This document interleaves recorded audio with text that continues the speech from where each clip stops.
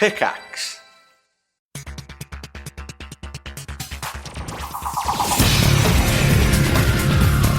Hey y'all, it's time for rolling dice and taking names. This episode has a laundry list of games, including Altay Seafarers, Bold and Brave, Diplomacy, The Golden Blade, Loose, and Fruit Island.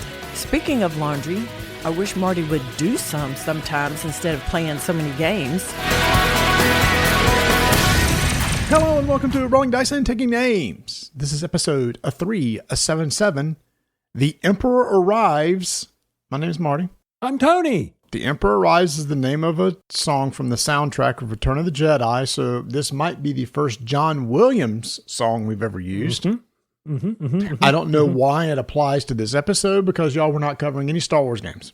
Well, we always mention a Star Wars Unlimited play, so you know that'll sneak in here. But Michael Pennington, a British actor, died, and he is known as the gentleman that when Darth Vader arrives on the uncompleted Death Star, looks at him and says, a quote, a lot of people know that, make sure I get it right, y'all, because I will screw it up, and then we'll have all these Star Wars people writing in, the Emperor asks the impossible. There you go. He is the character known as Moff Jerjerrod, Jerjerrod. All right, now I'm curious. Have they done a Star Wars Unlimited card? Spell that again? Moff? Moff's two F's, right? Yeah, and Jerjerrod. There is one. Jerjerrod. The flavor text for this is, we shall redouble our efforts. There you go. Oh my gosh, get this, dude. This is from the next set. It's not even out yet. It's not, oh wow. Ash's set. It's in the starter deck, and it's a green-black, and it does, if you would create a number of tokens, you may defeat this unit. If you do, create twice that number of tokens instead. Oh my. Wait a minute. I'm trying to understand this. Hold on. If you would create a number of tokens can be experience or whatever. Anything. Shields, credits, whatever. If you do, create twice that number of tokens instead. I'm not. How is that going to work? I'm not seeing how that is. If I create an experience token, all right, or if I say, hey, you can create a credit token right now. If you would create a number of tokens, I would, one, defeat him, you'll create an extra one. But you know one of the cunning cards where it's like, I think it's like pay 5, create 3 credits. Make 6 credits out of that. But if I've got that on the table and I play that, and I take him off. I take him out, not you. He's in front of me. Yeah, you choose to defeat this unit. Defeat him. So if you take an action to create any token, X-Wing fighters, TIE fighters, destroy spies, that and double the spy. Yeah. Yeah, that's pretty good right there. That's a good card. And I'm already building credit decks in Star Wars Unlimited.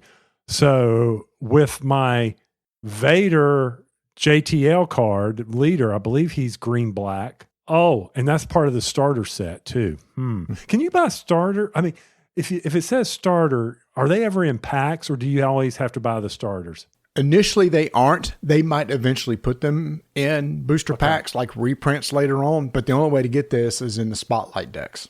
In the Spotlight decks. Okay. And I'm sorry, I'm using old terms, starters. Oh, I'm liking this. This is going to make that one pop even more. And it only costs 2. I'm liking that. All right. Yeah, think about it. There's some situations where you can create like multiple experience tokens, double the number of experience tokens you create. Oh yeah, there's one that I was reading today. Create an experience token for this one and another experience token for a unit, and I was like, well, wait a minute. Okay, if I'm doing that, oh man, that's 4 experience. Yep.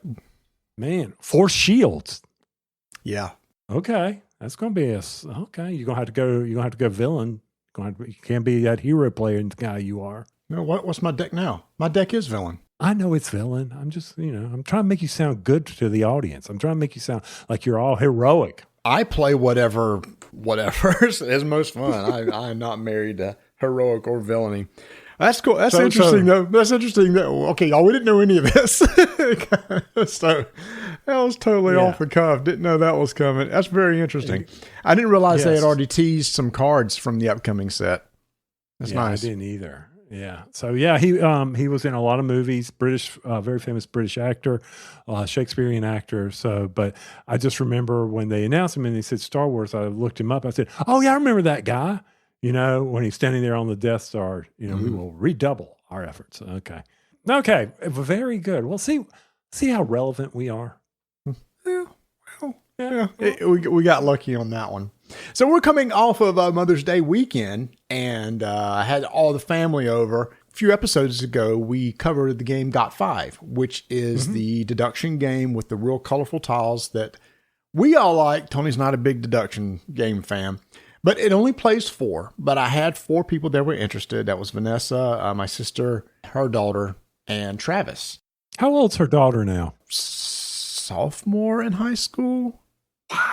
Sophomore or junior, something like that. Dude, you're getting old. So I taught them all. I thought, let's see how this goes over.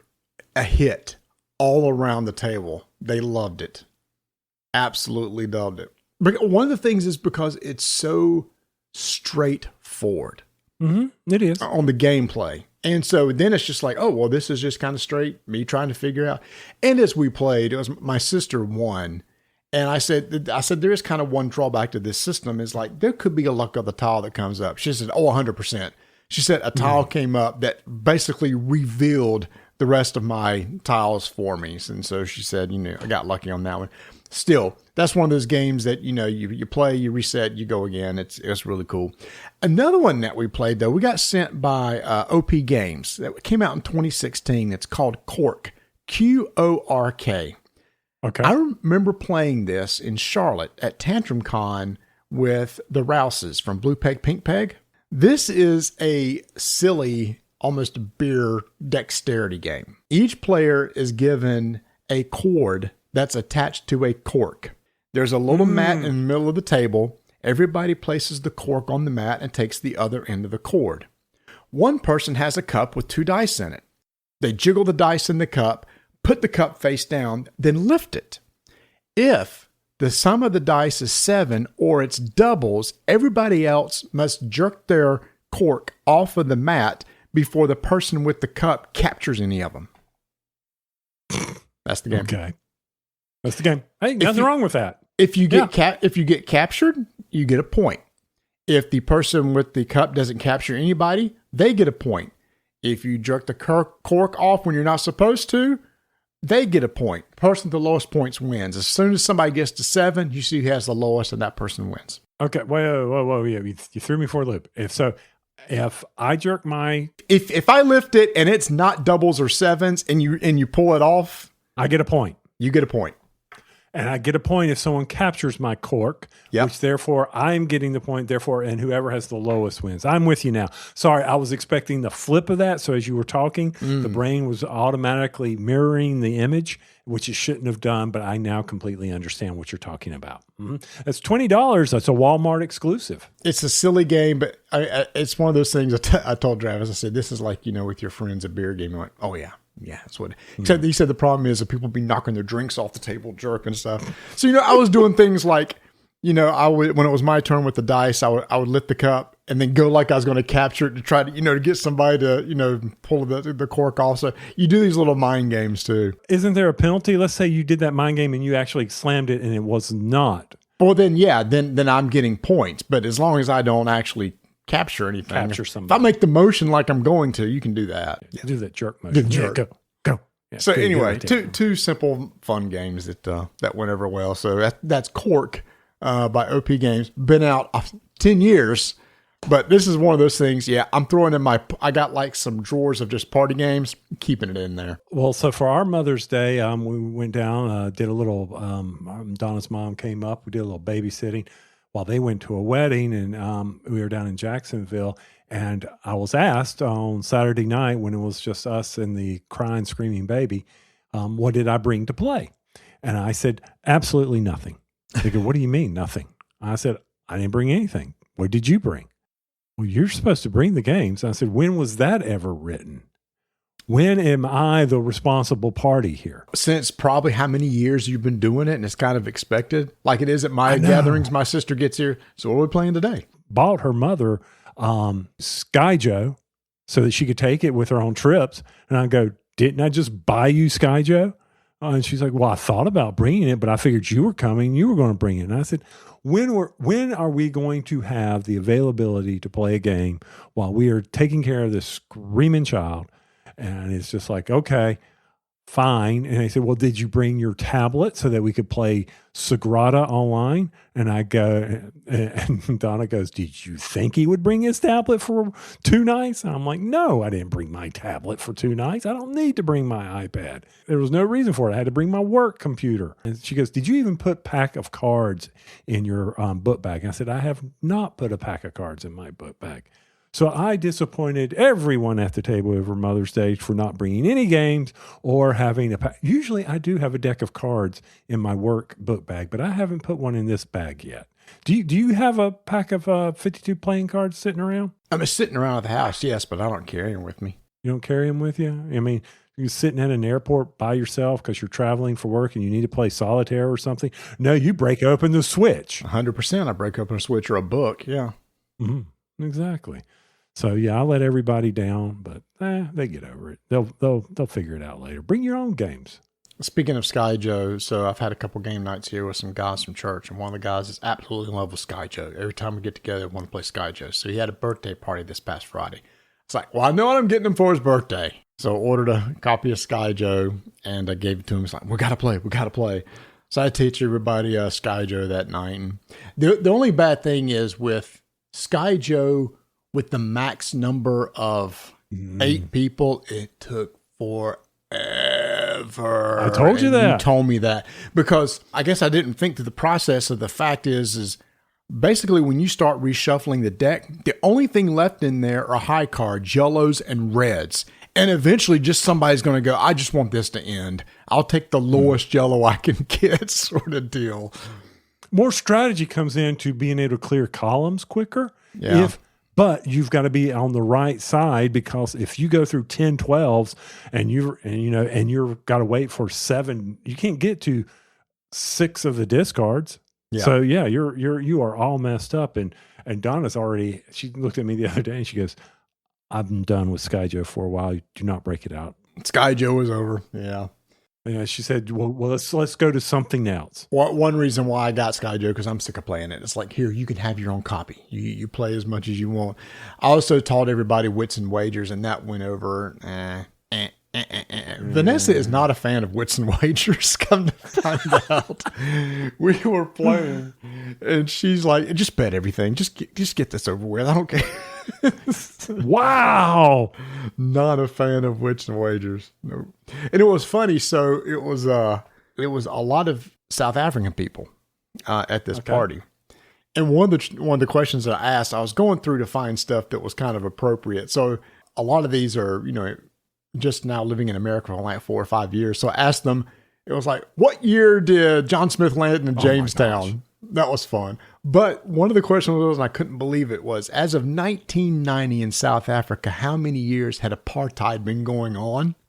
Wow. Oh, and they all got in their little discussions group. And one of them just nailed it. They said, yep, I know apartheid started this year and it was 42 years. So, they knew their South African history, which is cool. I would have been going, I don't know. 332? I don't know. Yeah, I wouldn't even had a clue what to guess on something like that. So. Have you noticed with your Wits and Wagers edition, and I need to look at this, I need to update my Wits and Wagers cards. Dude, was going through and this doesn't apply anymore because this date is 20 years old. This is 20 years old.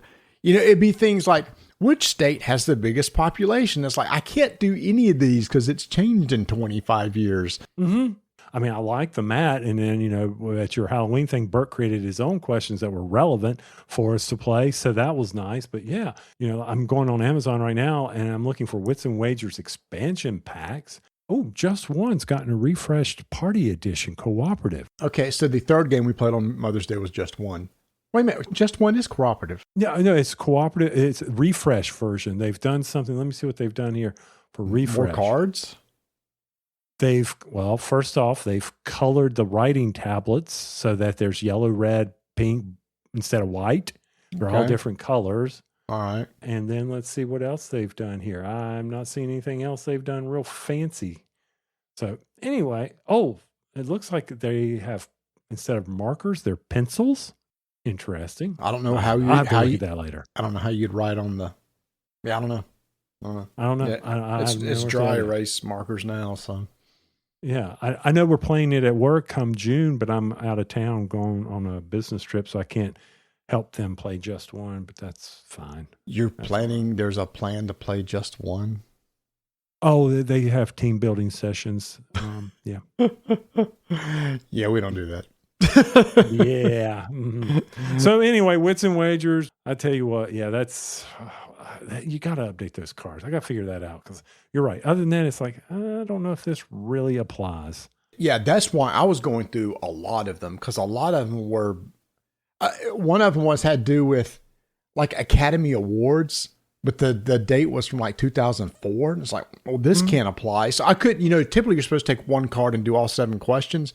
I couldn't do it. I was having to go through and just handpick cards that of things that hadn't changed. I wonder if North Star's put out anything. I mean, I'm trying to see when was the last time an expansion. I'll have to look that up and deal with that on my own time and not our listeners' time.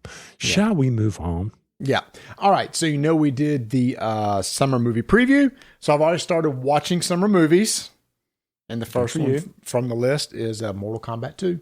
For those who are wondering, after the really stinker of Mortal Kombat 1 from 2021, Mortal Kombat 2 is much better. Much better. It's campy. It's fun. It's just a good popcorn flick. There's some decent fights. Carl Urban does amazing as Johnny Cage. So I don't know that you need to rush to the theater to see it, but it's definitely going to be worth streaming, especially if you made it through Mortal Kombat 1. Trust me, you'll like the second one better. And then tomorrow night, we're going to go see Sheep Detective. Vanessa is pumped about that one. That one does look fun. I did see where my third pick in the selection has grossed $143 million so far. That was a no-brainer third round pick. No-brainer. I mean, I knew that was going to do pretty good. That one will maybe carry you. The other two are obvious. They're going to make money. This is probably going to be the one that just like pushes you right over the edge. Yeah, Devil Wears Prada 2. Still haven't gone to the theater to see it. Don't know if I will. Donna still isn't on the theater bandwagon very much, but I'll get her there eventually because I know Project Hail Mary is coming to digital and rent, so we may do that. But Tuesday, you got to go Tuesday, but I don't even know if they do 50% off Tuesdays anymore like they used to. Tuesday night movie theater nights. I have no idea. My theater, they don't do that. It was just the best night to do it. But it's one of those things yeah. I got a question for you. What is everybody upset about the movie about Michael Jackson? I keep seeing people are upset about Michael Jackson movie. Do you know? Can we talk about it here? So critics are upset because they feel they didn't tell the full story of some of the controversial stuff that Michael went through later in his life. The movie, I think, only goes through like the early 90s, 89, 90, and stops there. So fans of Michael absolutely love it. If you notice the audience score, it's amazing. It's the critic score that didn't like it. They felt like, hey, what about all this other stuff? So I felt like they felt like it was just a fan flick as opposed to a real documentary. And the fans were like, well, cool. That's exactly what I want to see. I still want to see it, but I don't know that I'll see it in the theater now. But that's the hubbub of the friction between the critics and the fans. Well, okay, I'm sorry. We're the theater. I mean, we're the movie makers. We know what's going to make money. So, okay, we're good to go. And it's doing good. It's making good money. Yeah, I haven't read any reviews or anything on it, but I had heard that there was some. I'm just like, yeah, whatever. Okay, fine. There's problems. I'll wait for it to come to HBO Max or wherever the heck it comes next. Yeah. So you like Mortal Kombat 3? I appreciate your review over there and how you linked it all back in. You need to get over there. Yeah, I saw that. Get over I here, but yeah, exactly. Yeah, it's I can't say anything because there's an iconic moment in the movie where I just almost like stand up, and it's because I'm a huge fan of the first one from the 90s. Okay, I can't count the number of times I watched it. and I had the soundtrack, and we listened to it all the time. But there's at the it's at the credits. There's something in the credits that happens that I just absolutely love. And it's silly, but I still got into it. Hey, there you go. All right, very good then. All right, well, we got, how many games in this one? 1, 2, 3, 4, 5 games to cover this episode. So I guess we better get started.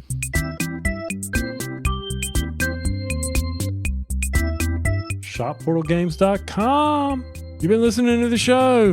We're going to say the same old thing about all the games that Ignacy has over there.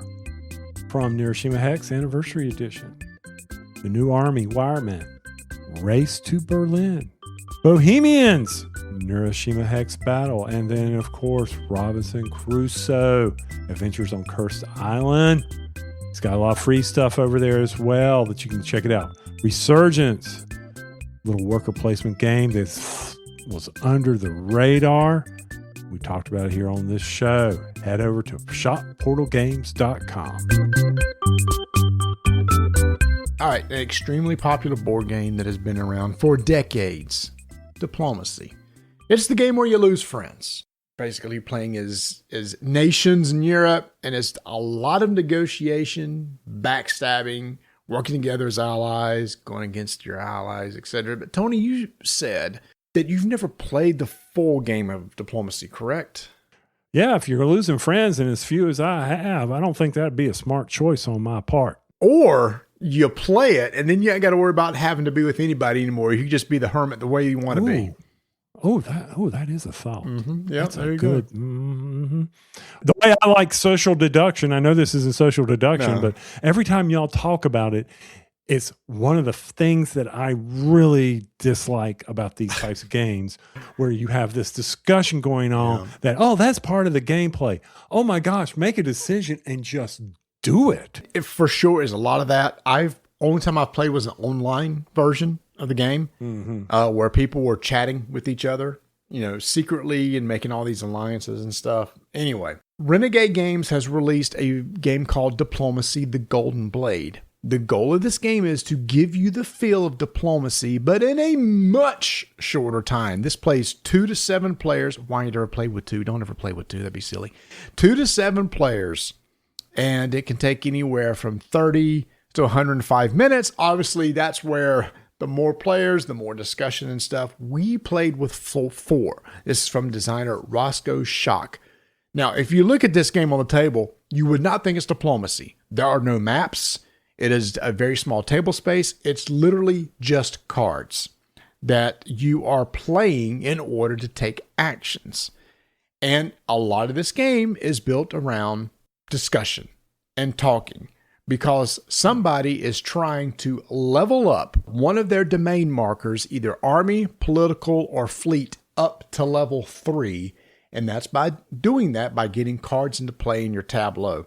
So at the very beginning, everybody creates a little area in front of them that's going to have a row of army cards, a row of political cards, and a row of fleet. And then you've got these markers above the columns indicating whether you're level 1, level 2, or level 3. If you get 2 cards, like 2 army cards, that's level 1. Once you get to the 3rd, you're considered level 2. And if you get the 6th card, that's considered level 3, which triggers the end of the game. That's the whole goal. But that is done through some creative card play, and each of us have cards in our hand that we're going to be able to play on our turn. But Tony, what I think is really interesting about this is these command cards that you're getting ready to put into play. There are some restrictions of how you can play those, because basically you're playing against the player to your left and the player to your right. You'll take one card and put it between you and the person to the left, one card between you and the person to the right. But Tony, there is a restriction on the card that you can play. You can only play a card that you are of equal power to that person to your left or your right. So for instance, let's say I have greater than army, or greater than, sorry. Yeah. You're absolutely right. I didn't qualify. Equal to or greater than those players. So for instance, I have my army card sitting out there, and I have an army power of 2 cards. That is a power level of 1. As long as Marty is of the same power level, he can also play army cards or orders against me. I'm sorry, not army cards, but orders that are of the army order method. So in other words, a card like an army card such as sabotage. As long as I play sabotage order of army and Marty plays a similar army, as long as we're equal, we can both play those cards. But if I have a greater power than him, then he cannot play that. And that's part of the strategy that's going on here, where you are trying to level up to keep people from playing these cards against you. Meanwhile, if you're leveling that up, the fleet cards have similar powers, capabilities possibly, that can help offset that. But meanwhile, you are also looking at what's going on to your other side. There's a lot of balance that you have to pay attention to in this game, which was something I was not used to. I was thinking, okay, how am I going to balance this out between who's to my left and who's to my right? So let's talk a little bit about these order cards. There's the army orders, talked about one already, and each person has the same type of orders. Nobody's decks are different. So there's 4 army orders, there's 4 fleet orders, there's the political orders, and then the promises. The political orders there's only 3 of them. And then my favorite, promises. This is where all the going after one another comes in, where you kind of work together. Or align with the, yeah. You were trying to make these deals about what are you going to play. Now, you may be wondering, well, Marty, what exactly do these cards do? Just let me give you some examples of what these do. For example, Tony mentioned sabotage. That is, if I play sabotage against Tony and it's not blocked, because Tony could actually play a card that blocks cards too. So there's a way to block orders that's played against you. But if it's not blocked, remove 1 unit of your choice from the power grid of this neighbor. So if I'm successful, I can remove any unit from his power grid, army, fleet, or political, which would reduce his power. Another one is, hey, you can block certain types of orders on this front. And if you do, opponents draw 1 unit card from the library. So let's feel like if Tony's going to come in, I think he's going to do something. Maybe I want to block it. If I'm successful, he still gets to draw a unit card. Fleet cards also have the way to block, but they can do things like draw 1 unit from the library. This can never be blocked. So the unit cards themselves are one of 3 types: political, fleet, and army. And that's what you're going to put in play to increase your strength. That can be done by playing one of the political ones is proliferation. Discard 1 unit card, then deploy 1 unit card from your hand to your power grid. And also, in addition, at the end of the round, you can everybody gets to add a unit card to your power grid anyway. So the game is going to scale over time. It's just going to, you're going to continue adding cards. The thing is, though, is once you realize somebody may be getting close to level 3 in one of those areas, you all have to work together to try to stop that person from doing that. Maybe you're allying with the person beside of you. Maybe you agree to play a promise card, which means if both of you play it, this neighbor may resolve their order on this front against your other neighbor. This is how they can skip around the table and possibly go somebody else. Or if 2 of you play the promise card called Accord, then both of you draw 2 unit cards from the library. So you're aligned. You're breaking alliances. Maybe you say, I'm going to play an Accord and then snicker because you really don't, and you actually end up attacking them instead. Mm-hmm. Tony, that's probably the aspect that you said that you weren't that crazy about. This whole thing of I'm going to do this and you're going to do that and I'm going to break these promises. And so it's very much a social type game, as the strategy is really more mental strategy against other people than it is about the actual playing of the cards themselves. Now, I don't mind the aspect of backstabbing one another. That's the game. That's part of the game, right?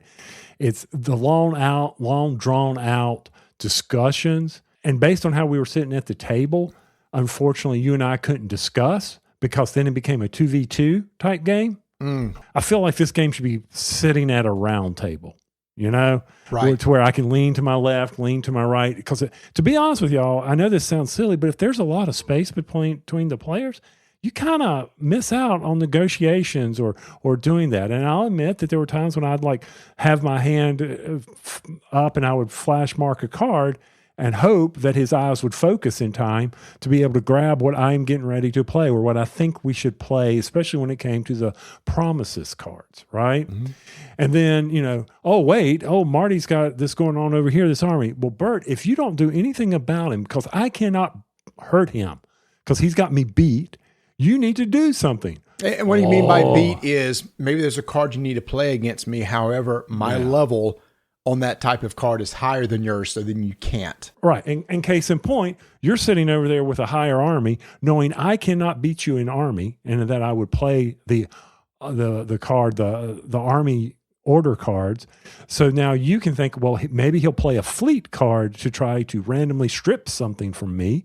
And now, I can block that fleet card if I have that capability. So if I want to, do something that takes one random, do blockade. If not blocked, take one random unit card from your neighbor's hand. So I'm trying to whittle your hand down. Mm-hmm. Well, maybe you can play something that can be blocked by something else, right? Which is blocked by censure.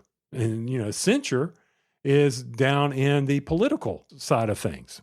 Mm-hmm. So now you're thinking, I need to play censure. So if I block you in political where you can't play that card, then it's kind of like, okay, well, then I'm only going to play army order cards that let me just run with this. And I know that was convoluted and everything, but it's the thought process that you go through while you're playing this game. And keep in mind, the rules state you've got 5 minutes to make this happen between turns. And hold people to that. Yeah, and I think the more people that play, I think you would need a timer. Just sitting out there. And by the way, conversations can be private. There's no reason why I couldn't say, Tony, let's step away from the table. I want to talk to you about something. I mean, that stuff can happen. I know in games of Thief that I played. You have not played Thief, but that sort of thing was happening too. Thief is somewhat like diplomacy. So you're working together, working against each other and all this stuff, making private deals and all this. I think the thing with this game is I don't have time to play Thief. I don't have time to play diplomacy, but I want something like that. That's where Golden Blade comes into play because it is a lot quicker. Oh, I didn't mention I should make a point. Tony said that everybody has the exact same cards in your hand. After you play them, you get them back. It's not like you use them, you lose them. It's not like, say, Concordia, where you have to do something to get your cards back into your hand. At the beginning of every round, you always have all your cards. And the other thing, let me correct also, the number of cards in the order cards adjust based on the number of players. So there's the versions that there's only a 2-player game, just so people understand. Because I did say there are 4 of these. There's not in a standard game 3 and up. There's only 3 cards. But anyway, continue, sir. I'm sorry for interrupting. That's it. It's just the fact. I just want to emphasize the fact that you always have your cards that you can return.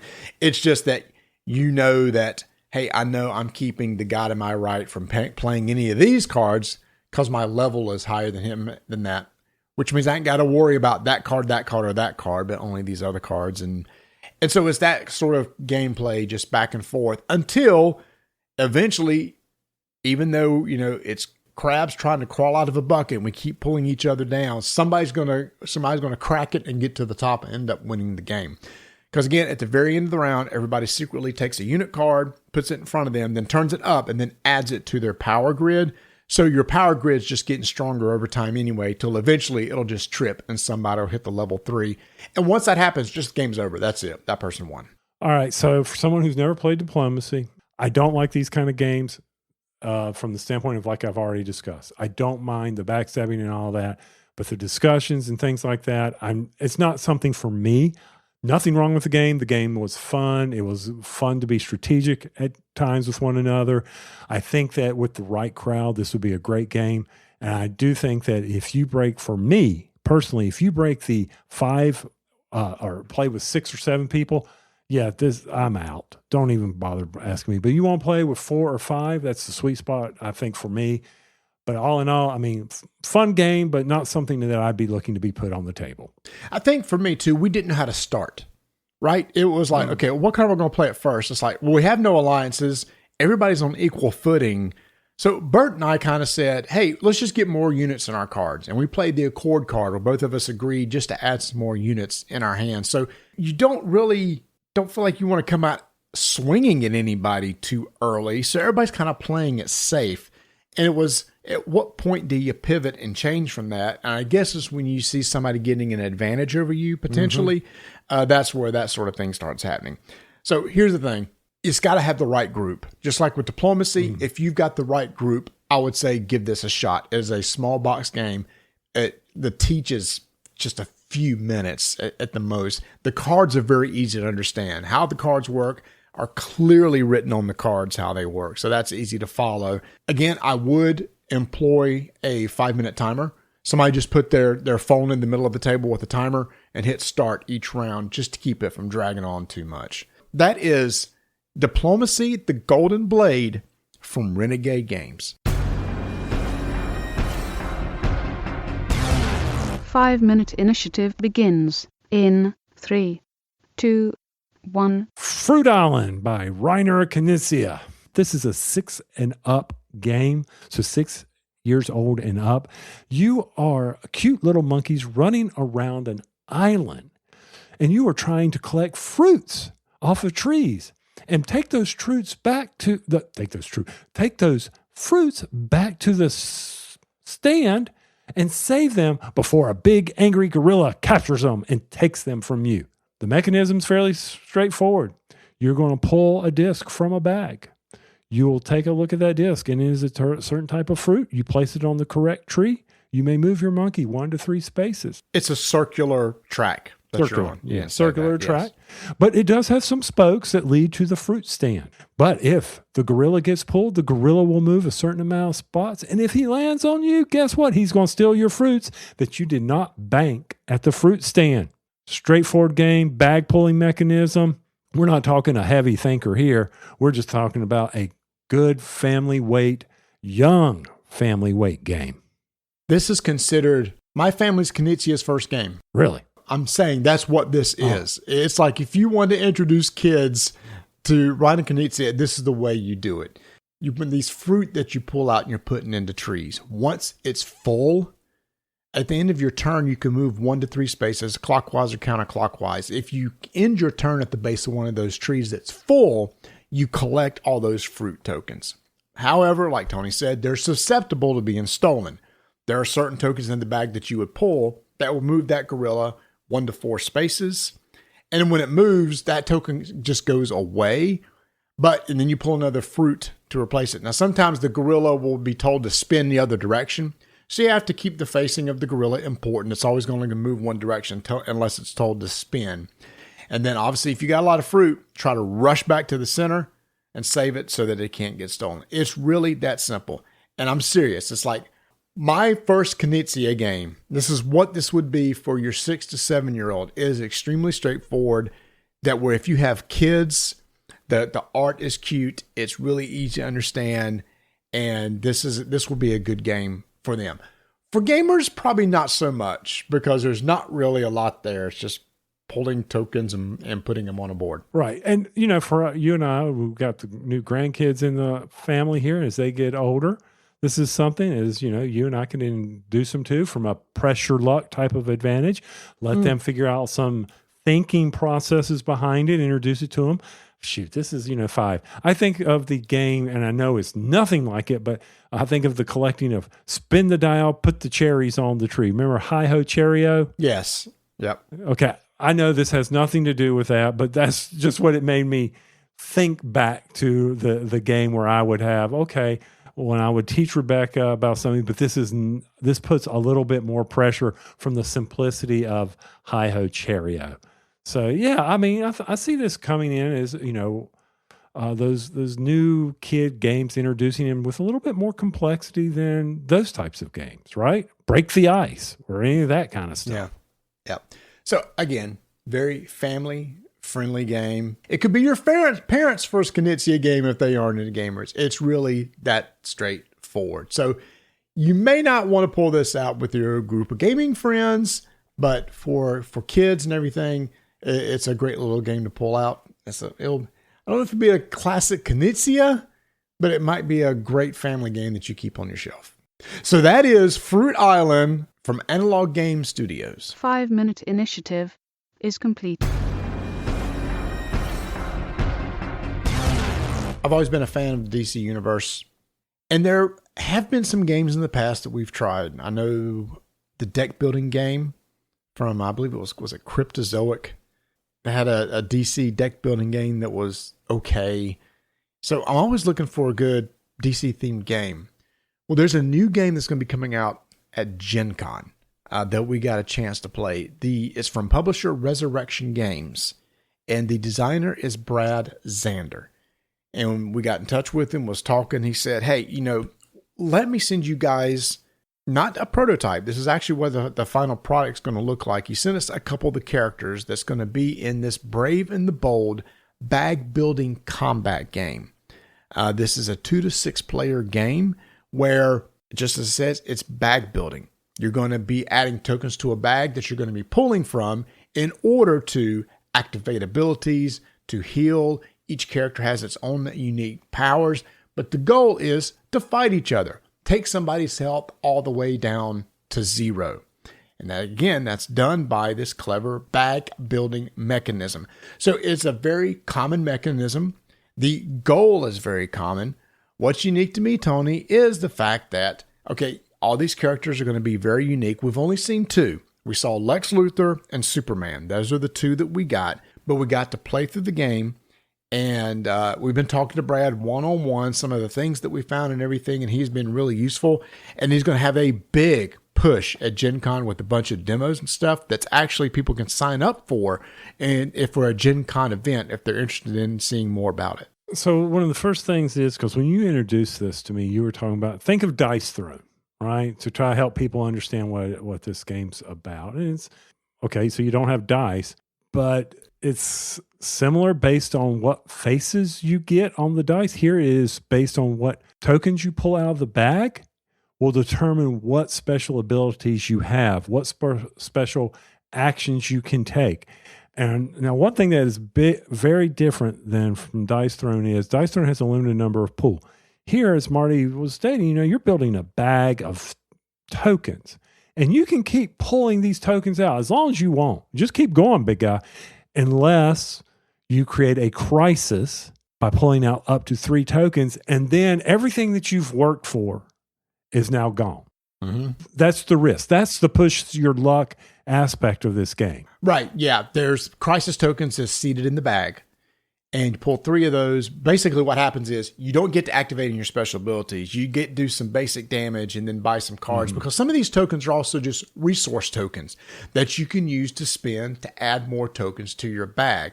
There is going to be a common pool of tokens that each of you share that's pulled from a bag, and that's set out in the middle of the table.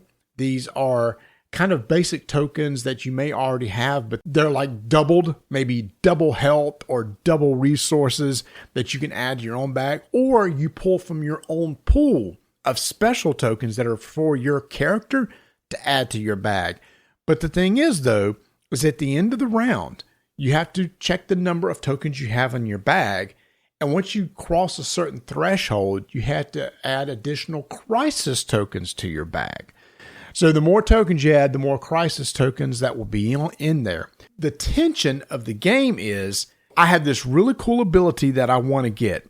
I need 3 of this token, 1 of this, and 1 of this. So you start pulling tokens out of a bag.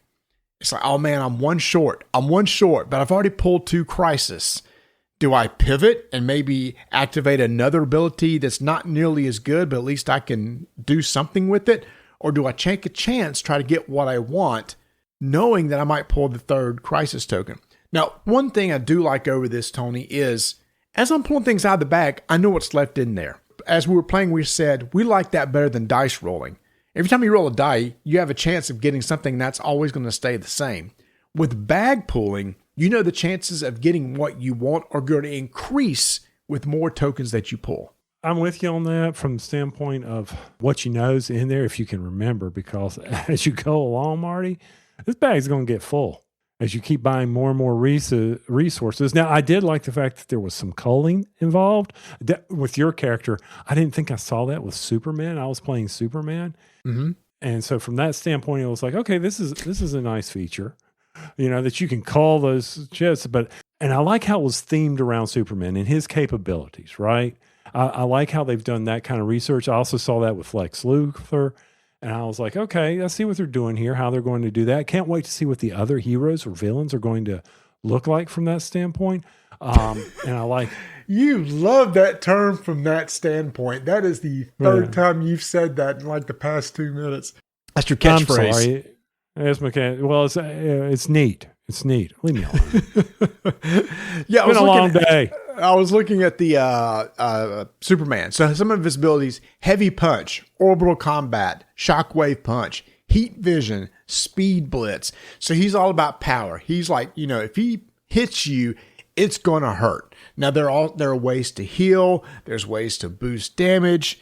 Again, it depends on the character. I was talking today with the designer, and he was telling me, with the Flash, you can't push your luck too much. His more of, bob and weave, quick moves, little quick actions here and there, where Superman is like, just pull a ton of tokens, just do as much damage as you can at once. So they're trying to make it so what each character is going to feel totally different. So the game at Gen Con is going to come with, it's called a combat vault. There's 8 characters in there, including Batman, Flash, Wonder Woman, Superman, Lex Luthor, Darkseid, Clayface, and Cheetah. So 4 heroes, 4 villains. So a lot of choices, Tony. And what I also like too is, with Dice Thrones, each character had like a little carrying case. So if you want to, you can pull a character out and just play with that one. This is the same way. This is a little book-shaped or graphic novel-shaped sort of like box with a magnetic closure that holds your bag, your tokens, cards, etc. that you will use. Which also, every character also has like event cards. And you merge the event cards together at the beginning of each round. You're going to turn over an event card, which is usually an advantage for one person or the other. Yeah, so the phases of round, pretty simple. You're going to draw till both of you want to stop. You move to the combat phase. That's where you're going to take any tokens that were drawn, use those to activate abilities, calculate bonuses, calculate damage, deal damage to each other, heal, etc. Then the final thing is going to be your power-up phase. The resource tokens that you drew, you'll have a resource pool to spend to buy other tokens to add to your bag. Do that thing, it's called rebalance, where you check to see if you need to add more crisis tokens to your bag. Take all the tokens that were pulled out, that were drawn, put them back in the bag, going again. So beginning of every turn, the bag is going to be refilled with everything. So you always will have access to everything that is there. Rinse, repeat till somebody hits 0. And now, Tony, I will say, there's a lot of icons in this game. There is a ton of icons with how abilities work. Some of the icons have boosters on them or bonuses, etc. There are player aids for the general gameplay, plus character player aids that explain how each of these abilities work too, which was really helpful. So there's a little bit of learning curve at first, understanding how the iconography works. The quick thing is that all the icons, fit on the board. You can pretty much match them up and say, okay, I'm going to put 5 of these Superman symbols here and I get this, right? Mm-hmm. So, that's pretty straightforward from that standpoint. I'm going to keep saying it just to irritate you. I know you'll cut it out. That is so funny. Oh. From that standpoint, I would play this again. No. So we've seen a lot of these games. From bag pulling. I almost did it. Yeah. We've seen a lot of these games. Yeah. And we've seen dice thrown. There was one where you were putting faces on dice. It's been a while since I've played that one. I forgot what the name of it is, where you were putting the various, it was a hero-based game. I remember Dice Masters. That was kind of a build your bag, pull dice from the bag, roll, that sort of deal. It has that same feel. The only thing is, this is very deterministic. The token that you pull is that token, as opposed to, there's a chance I could roll this when I get to pull the dice out of the bag. And I think that's the big difference for people to understand. Mm-hmm. Your luck is in your draw, but you know that you're not going to be drawing, luckily, getting 3 purples and 2 blue dice. Here, you're going to pull out the chips that have this one symbol on it. When we were playing this, you're right. The learning curve, what does this symbol mean? How does this apply? You got to think strategy-wise on building the bag, especially when you're going against different villains and heroes.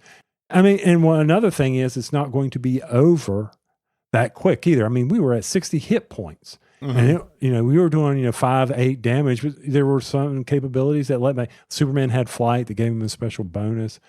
So I think it will be interesting to see how they continue to develop this game. They've even mentioned it on their website about there will be possibly more. So they always, they're not going to paint themselves in a corner with this bag building game. Yeah. And again, like I said, it's not just 2-player. You can play with multiple players. When you do that, your life is actually decreased from 60. So it's just less hit points per character when you have something set up like that. Again, the production is really good. The art is really, really good. It's your classic superhero style. The combat vault looks like it's going to be just a nice collection in itself. I think there's going to be a lot of people that's interested in this at Gen Con. It's got a big IP. It's a popular IP. I think when people realize, it's, Marvel Dice Thrones was a huge hit. That IP was really big. So it's I think it's going to have the same impact, except the fact it's not Dice and it's DC. So it's really going to separate itself from that other product as it's kind of its own thing. So last thing I'm going to say on this. So if it sounds something that, might scratch the itch for DC for you, go take a look at it Gen Con if you're there. If not, it comes out September 4th to retail. So, be sure to sign up on their website for notifications and all that fun stuff to be able to get updates on what they're doing and what they have planned in the future. Yep. And they're looking at possibly doing like competitions, like having a very competitive scene where you maybe go to stores, compete against each other. They have some big ideas for this. I don't know what else other characters they have beyond this vault that they have coming out at the beginning, but I'm sure there's got to be some in the works. So again, that is Bold and the Brave from Resurrection Games. So I don't know if y'all know about this, but Miniature Market has a YouTube channel. What they do over there is they do some playthroughs of some of the games that they're selling. There's some live streams. You can see how some of the games work. So head over to YouTube and go subscribe to their channel, Miniature Market, and you can see some of their playthroughs. And you might see something there that you like. And if you like it, you can head over to miniaturemarket.com, check out their daily deals, sign up for their newsletter so that you can hear about all those upcoming deals that are happening. I always reference prices over at Miniature Market. They have some of the best prices online, and they've got that really cheap shipping of only $5.99. And if you get over $100, it's actually free shipping. And don't forget, they have that option that when you pre-order something or order something, you could put it on hold if you don't want it right away. Continue to put several things on hold until you trigger that free shipping, release it, and it'll get sent to you right away. So to find out about all that, head over to miniaturemarket.com. Back on February 11th, 2025, Rolling Dice and Taking Names did a review of the game Altay, Dawn of Civilization. Ulta, like the makeup? That's Altay, not Alta. Altay. Is it Alta or Altay? Ulta. Altay? No, I'm saying Altay. Is that Altay? I thought you were talking about the makeup place. You started this. Alta You is figure it out. Alta's ULTA. Yeah. But this board game is Altay? Altay. Is it Alta or Altay? Yes. We'll leave it at that. All right. Thanks for listening. Well, I don't know which it is. Put it in Google, not translate. Put it in Google pronounce for me, and let it tell you what it says. I don't. Anyway, we've got the expansion, Altay, Seafarers expansion, designed by Roberto Di Maglio, and Fabio Miorana. With AI, we really should let that do the pronunciations. And just give up. 13 years ago when we started this, that was not such a thing. Now there is such a thing. Now there's no excuse, is what you're saying?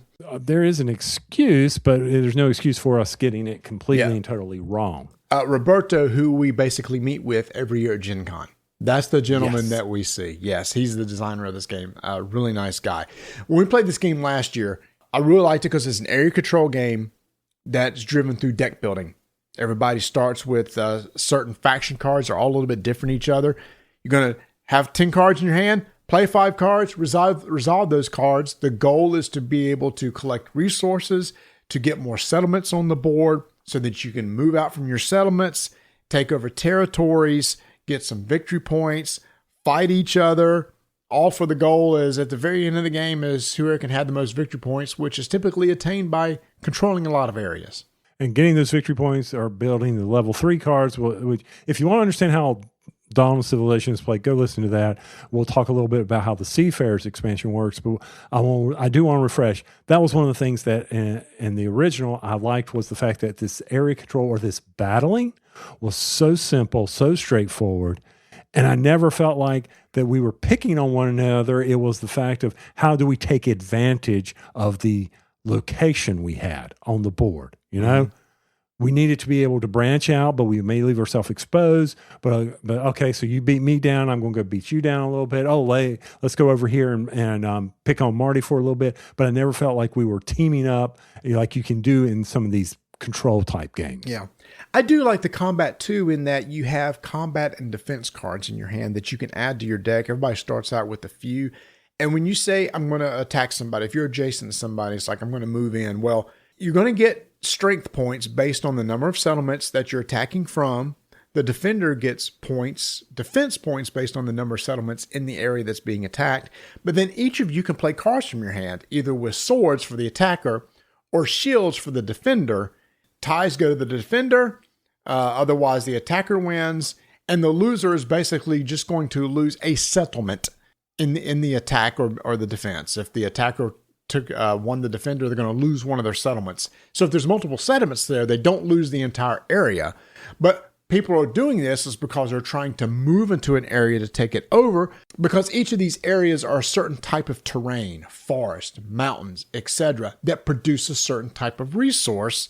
And you can add cards to your deck that will say, oh, look, if you happen to have a settlement on this type of area in a forest, instead of getting one tree or one wood, you're going to get 2 wood if you have a settlement in there. So by owning certain zones, you can get bonuses to get more resources, which you're going to want for these level 1, level 2, level 3 objectives, which are powerful objectives that give you special bonuses. And the ultimate objective is just in-game victory points. Now, in the original game, there was this beautiful board. It has the different terrains on it, the mountains, the farmlands. You got some mining going on. But we also noticed that there was these islands surrounded by water, that there was no way to get to them in the original game. We didn't have boats. We didn't have the ability to sail across the seas. So guess what happens when the Seafarers expansion lands? You get boats.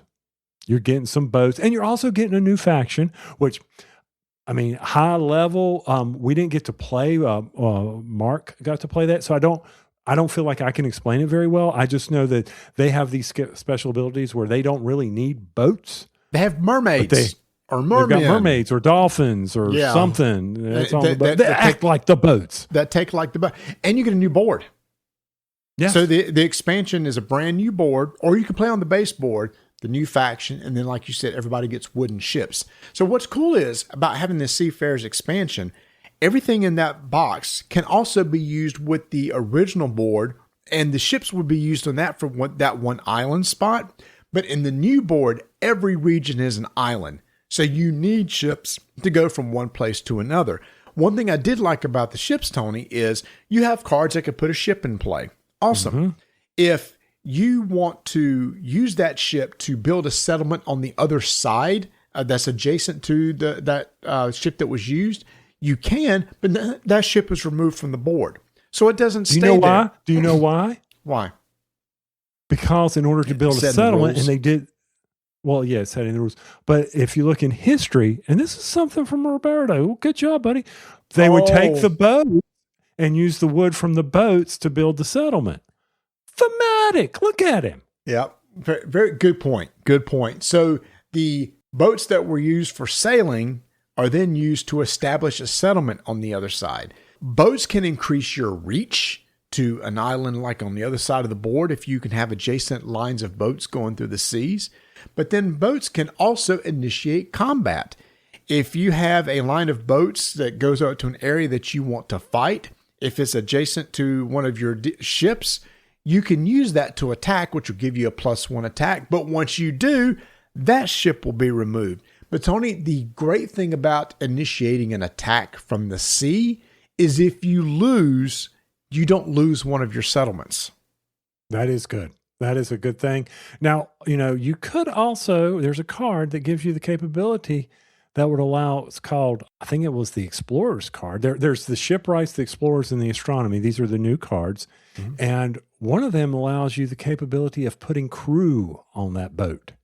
And if you have a crew on that boat and you go into battle, or if you go out and put that, use it to explore, you lose the crew, not the boat. So that's something that you have to take, say, okay, how do I want to use this? Do I want to really just keep sacrificing the boats, or do I want to have crew on the boat? So that's part of the thought process of as you're expanding from your various harbors that you now have. Yeah. Now, this game, go ahead. I was going to say, and on your turn, you're talking about these cards that are in play. So, like a good deck building game, you have a market. In this game, all cards are part of the market. It's always the same cards. You have these new cards they will introduce. These cards have different costs, typically food, wood, stone, etc. The more powerful the card, the more resources you're going to need. But if you can't generate all the resources at once, I do like this, and this is from the base game, you can have cards that you can put in play to store resources. Mm-hmm. So when you generate a resource, if you don't use it, you lose it. But if there's a warehouse card that you have, you could put it in your tableau and it stays there. That will have spots for adding additional resources. And at any time, you can pull those resources off, use them, and then take that card and it goes to your discard pile. So it has a good mechanism for carrying resources from one turn to another. I also like this is something we said in the original, I like the leveling of the technologies or the buildings. I like how you can use certain ones that will give you an advantage. Like I had a series where I could discard a card to draw a card. I could discard a card to now play a seafarer or do the sailing action. All that's been taken into account. And also, from standpoint, why would I build two of those? And you wouldn't. I knew I'd get you. I was waiting on it. I was going to go for it. I don't know if it's intentional or just a tick now. So anyway, sorry, go ahead. I'm going to go ahead and jump to it unless you've got something else to say. But so for the expansion, is this an expansion that if you enjoy Alta, would you get this expansion? For me, I think you should because, it opens up the islands on the original board. However, I was not a fan of the new board like I was the old board. I felt it was a little bit more restrictive for the advancement and the attacking that was going on. However, I'm going to caveat that it did give us the ability that if Marty was on the far side of the board, I could now reach him because of the boats, where I couldn't always have to rely on the other players. If I wanted to do something now, I couldn't say, well, why aren't you taking care of him? Then I can do it myself now. So I hate to say, I have mixed feelings on that, Marty, to be honest with you. Did I like the new board? But I where I know I'm chewing on my words here, but it didn't grab me like I thought the new board would. But I appreciate having the boats. Yeah. Because it let me take care of something. And on the base board, you may forego boats. You may not buy the cards that allow you to get the boats into your deck because you don't use them a lot. It's that one basically center island. I'm looking right now at Miniature Market. The original game you can get on Miniature Market for $35. The expansion is $28.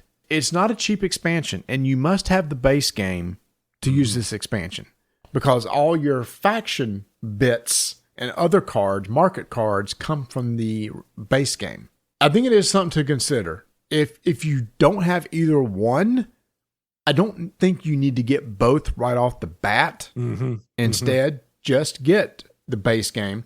But as we said in our very first review, that island did kind of create a problem because the person on the other side of it was kind of isolated. Now, they did have a promo pack of the Seafarer cards that you could get that help you traverse it, but we didn't have that at the time. Okay. I don't know that you would. I don't think you need to rush out and buy both at first. And if you have the base, then just consider, do you think it's worth the extra board and a lot of the new faction? And the new faction is all about water. If you're going to play with the new faction, you might as well use the new board. Yeah, got to play with the new board. Yeah. And I can see in the old board, by being able to place the boat there around the island, since that lake or that little whatever, the little sea around the island, I don't think it was broken up. I can't really tell from the image I'm looking at. That immediately opens up everybody's adjacent to you now. Mm-hmm. I'm with you there. I agree with you on that. You don't need it right away. It's a good addition. If you enjoy an Altas in your game mix, I would say, yeah, look into this. Get this expansion because it will add a new faction. And it does add a unique way to play the old map and get a new map. So yeah, you really need to consider it if you have Alta on the table. Yeah. Altay. Yeah. Now, I will say the expansion, and maybe it's just because it takes a while to move, the game took longer. I felt like the new board was a longer game than the original board. Because to go from island to island, you do have to establish that shipping route, get the ships into the water, where that wasn't needed on the base board. You could just move willy-nilly, easily. Here, there's an extra step to be able to move from one landmass to another. Be able to expand your empire, because if you don't, then you may not have the resources that you need to do the various levels on the buildings, so forth and so on. Yeah. And I did like the fact that we did play with the rule where if you have any leftover resources, and this was optional, that you can then turn those in for coins, and 5 coins equals a resource. That was very beneficial. And I would recommend, if you play this game, use that method, because sometimes you would hate to get a ton of resources and then just go to waste. That also speeds up the game. So we were a fan of the base game. The Seafarers adds more. If you're a fan of the base game, take a look at it, make that decision for yourself, see if you think it's worth $28 to $30 to get that extra stuff. And if you do, let us know your impressions of Altay Seafarers from Ares Games. 5-minute initiative begins in 3, 2, 1. So we've built our gaming career on being card players here at Rolling Dice and Taking Names. And anytime we get to play a trick-taking game with a slight twist, we are all in. No, not that game. We already talked about all in. We're going to talk about Loose, designed by Taki Shinzawa from IELLO Games. This is a trick-taking game where you as players are going to try to bid on taking the right number of tricks based on the cards in your hand. But here's the twist, y'all. You don't know, other than the colors, the rank of the cards, because guess what? You don't get to see the ranks of the cards. You're only simply playing based on the colors played. So there's the twist to this game. All the other rules for trick-taking games apply. There is one trump. It's the yellow suit. It never changes. Somebody plays a colored card. You must follow suit if you can. The only thing that you know is what other people have. Not all the cards are dealt out. Mm-hmm. So you don't have complete knowledge of what's out there. So the tough part is you see what everybody else has, then you have to make a bid. You have to make a bid of the number of tricks that you are going to take. Now, you could bid something else. The tricks are number of bids you take are based on these tokens that you take from a pool. You can take another token to say, I'm not sure, but I may take one more than what I said. Now, that's a safer bet, but it's not going to be worth as many points in the end.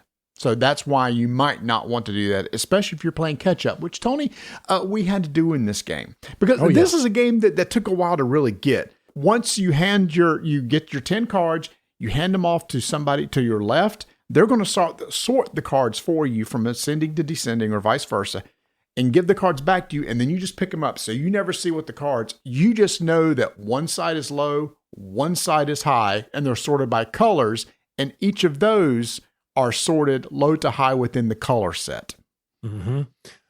All right, that's the game, y'all. That's it. I mean, we have told you the entire rules, and then you just start playing. So, Tony, the big twist is, I don't know what I got, and I don't know how to bid, so I'm going to try to bid based on this, and then try to deduce what's in my hand based with what's been played so far. And you'll have to be reading your opponent. So there is some reading of people's faces in this, to be honest with you. Like when you maybe said, I'm only going to bid 2, and we all went, you crazy. Were we bluffing? It's like, I think you should bid higher. Okay, yeah, just take 2. You're just going to take 2. Fine, you go right ahead. You're going to get 3. I will say this is a very challenging trick-taking game because from a standpoint of getting someone to go set or trying to short suit someone or all the rules that are in your brain from trick-taking, this is more difficult because, once again, not knowing the rank is going to be, you may say, okay, I think I'm not going to take this trick. And everybody who played suddenly is now below you. And you're like, oh man, I got this trick. And you're like, this card was the one on the low end. It was the second highest one in the suit. So you really don't know. So once you get to the end of the round, you're going to be playing over 4 rounds. If you bet without the safety bead, in the first round, you're getting 10 points. And if you bet with a safety bead, you get 5. And then the points increase each round. So they go from 10 points to 20 to 30 to 40. If you won with a safety bead, you get half of those points. So as you play the game, it gives you kind of the catch up at the end. But how it's played between each round does not change at all. So it's not like the rounds get progressively different or anything. They're just played the exact same way. So Tony, as a trick-taking game, we've played so many. Where does this fall for you in the so many games that we've played? Oh, I enjoyed it. Now, I do want to point out now, because we didn't mention this, I don't think, that if you don't make your bid, and in our trick-taking games, you will get a 0 or nothing. Oh, that's not the case here. If you don't win your bet, you lose 5 points for each trick above or below the number you bet, whether you took a safety bead or not. That's how you can really mess up other people. I will just say, as far as games, we just talked about All In. I really enjoyed that game. That was fun. I'm not a big fan of not knowing the rank of cards, but this one was so generic on difficulty, I didn't have a problem with it. Now, would I play this over a basic deck of Opashaw? That'd be tough for me to get on the table with my gaming group. They'd want to play Opashaw or Bottle Imp or any of the other ones. Okay. How about you? Yeah, I was going to say it's like a mid-tier trick-taking game for me. I enjoy the twist, and I appreciate playing it for the twist. But if I had my plethora of trick-taking games in the drawer and I open it up and this one's in there, I would probably reach for something else first in case I just wanted to introduce something new that's really kind of wild that nobody has ever seen before. So that is Loose from IELLO Games. 5-minute initiative is complete. All right, over the past few episodes, you've heard us talk about, or I've talked about, and Marty's just jumped right in here, my new Ewin Desk that is one that telescopes up, goes down, goes left, right. No, it only goes up or down. And let me just say, I'm still enjoying it. It's still nice and clean. I did put down a mouse pad because the noise was driving me insane. Marty said, you can do this on your app. Yeah, it sounds like me scratching and being a DJ in here. The surface works. A mouse will work on the surface, but yeah, surface, if you want a little cushion or something, yeah. I need a little cushion. I need a little grace here. So they sent this over. I know I've said it, and we've said it about the chairs. It's so easy to put together. These things are very well manufactured, straightforward. Now, I'll admit the instructions on the desk, there's a little challenge. I put the legs on backwards, but you would think I would have noticed that, but I didn't. But I had to take everything apart and put it back in right. But just pay attention to what you're doing. Don't be an idiot. I will like the quietness of the thing that moves up and down. Now, I will say that the lights that are flashed around it looks really cool, but I'm in here by myself, so I'm not really sure what benefit that is for me. But, hey, it looks good in pictures I can take. I like the size of it. Pretty good, solid size. And probably one of the other features is on the back of it, this thing has a separation between the desk and where the cables run. And I don't know, I guess, Marty, I think your desk has this too, where you can run the cables between two sections of the desk. Is that right? Mine has pre-cut holes that you can run cables through, but does yours have a cable tray, like a cable tray or cable run? Yeah, and last time we talked about the cable tray, it's really nice. Unless you have monitor things that hold up 2 monitors, then it's too big. It's really nice. So where you have holes, I just have a whole lever that can fold, that you can push the cables down, so it's easy to get to, easy access. Real solid desk here. Once again, 3 save features. for the various heights that you would want to use, from sitting to, I don't know, why would I need 3? Let's think about that. 1 for when you're standing, 1 when you're sitting. What would you use the 3rd one for, Marty? For different people that may want to use your desk.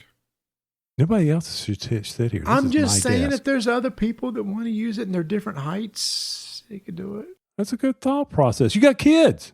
This is their home. This could be, you could put down a nice mat for them to be able to write on.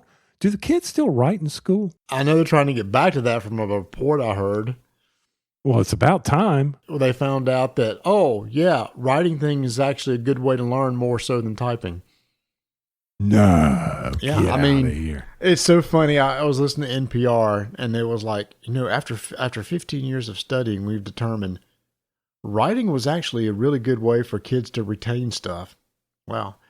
Thanks for doing all those 15 years of disservice to the kids who weren't writing during that time. Mm-hmm.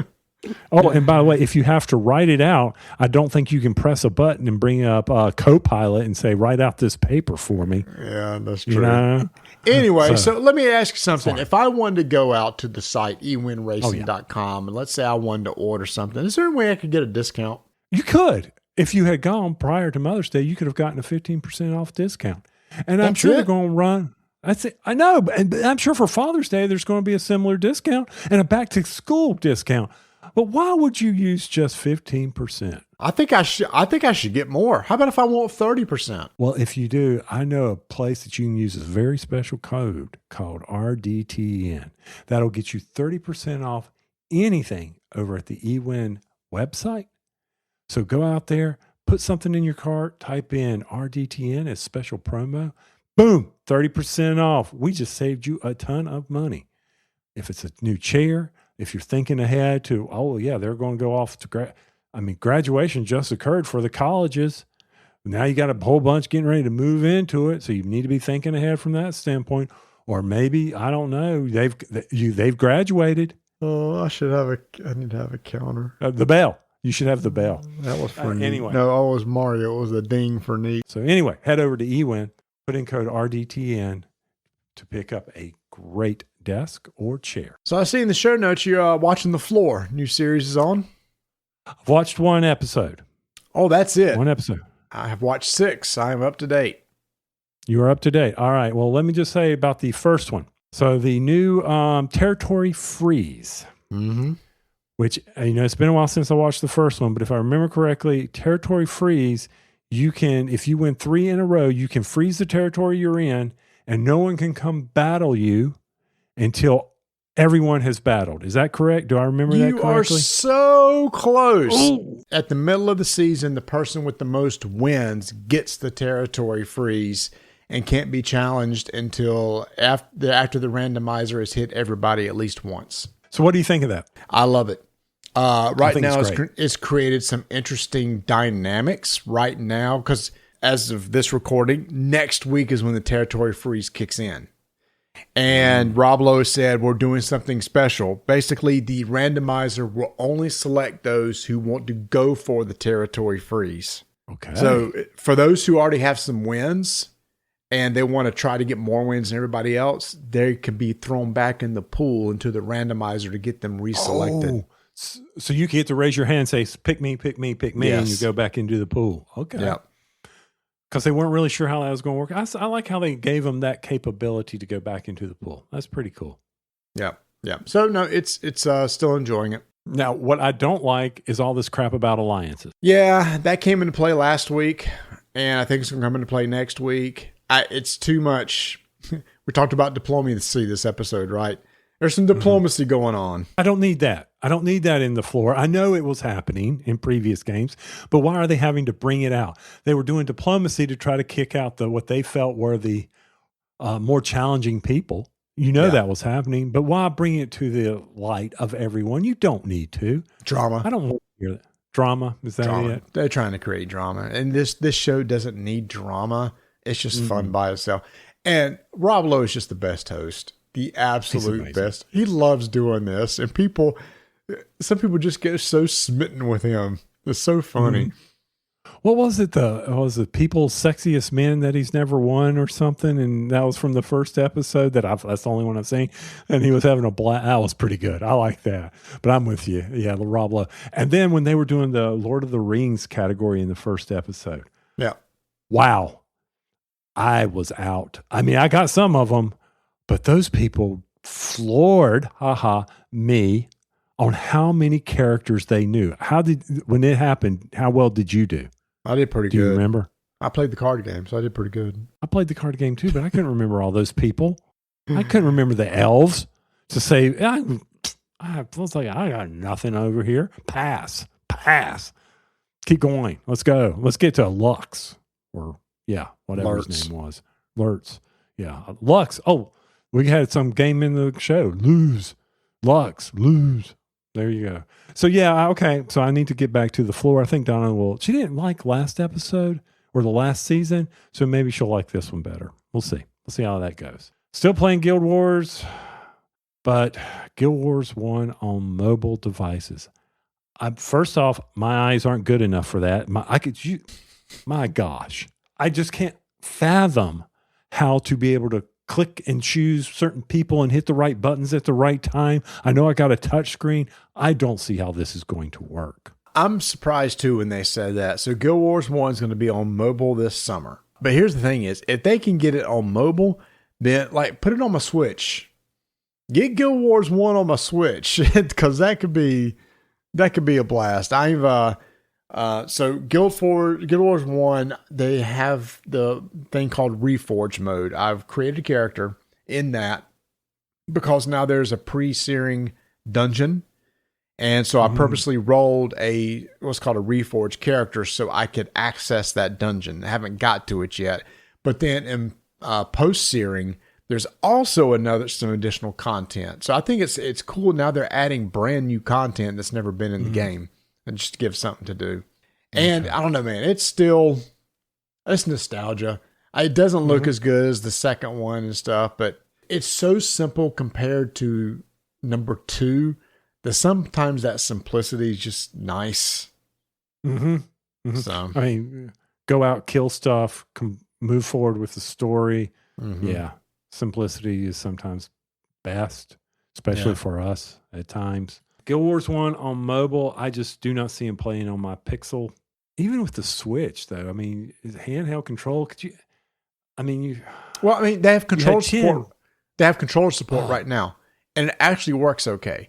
So you can use a controller on your PC to play, and it works okay. I've tried it. Oh, and by the way, good friend Berkey from Game Toppers reached out to us. And he said he wouldn't mind working with us again. And Tony, he's teased something to us. He's got a big deal in the works for his tables and his mats. And y'all just need to stay tuned. And I'll just say this right now. I'll be dropping some coin, Tony, because the thing that he's working with, I'm going to want some mats of that stuff. I'll just leave it there. Me too. We know that the table toppers aren't for everyone, but the mats are. The mats are what I think probably the nicest mats we've experienced in the gaming stuff that we've dealt with. It's just, they're the triple stitch, they clean up nice, they're stain resistance, they survive many, many salsa spills at Qdoba's here. So when he brings out these new series, when he launches this as I don't know if it's going to be on Kickstarter or GameFound. Well, there's two things going on. One, there's a Kickstarter coming up, which is mats only. But then he has an announcement beyond that Kickstarter of a company he's working with to create some additional products later on this fall. And we know y'all are sitting there saying, why should I care? Just pay attention to Berkey. You know it's quality stuff. So be sure to, when he starts putting out some stuff on that, certain things, say, something's coming, pay attention here, maybe sign up for a newsletter over at his at GameToppersLLC.com and see what he's got coming your way, especially mats. Ooh, love them. I love those mats. And you'll hear more about it here. Future Marty here. After this recording, the news we were talking about with Game Toppers actually dropped. Game Toppers is partnering with Asmodee to come out with the line of Middle-earth products. This includes mats and tables, and we are super excited about it. Berkey showed us some of the early concept designs and art and everything, and it looks absolutely amazing. I am pumped about this. This will coincide with several other products that Asmodee just announced partnering with, one of those being like Restoration Games with their Lord of the Rings themed game, plus the upcoming Lord of the Rings Ascension game. So a lot of Lord of the Rings stuff coming out, and Game Toppers is going to be providing incredible accessories to play those games on. Stay tuned for more information. So keep rolling dice. And taking names. Hey y'all, thanks for listening. Head over to our website, rolldicetakenames.com. Go join our Discord channel. Follow us on social media. If you want to, you can always support the show over at buymeandmoonpie.com. And we'd love some ratings on Spotify, iTunes, anything that you could do to help us out. We'd really appreciate it. Hey, Marty. Yes. Why did Anakin Skywalker cross the road? I don't know. Why did Anakin Skywalker cross the road? To get to the dark side. That's the best one you could find. How does Darth Vader like his toast? How's that? On the dark side. So it's all dark side references? May the forks be with you. Oh well, it was worth a shot.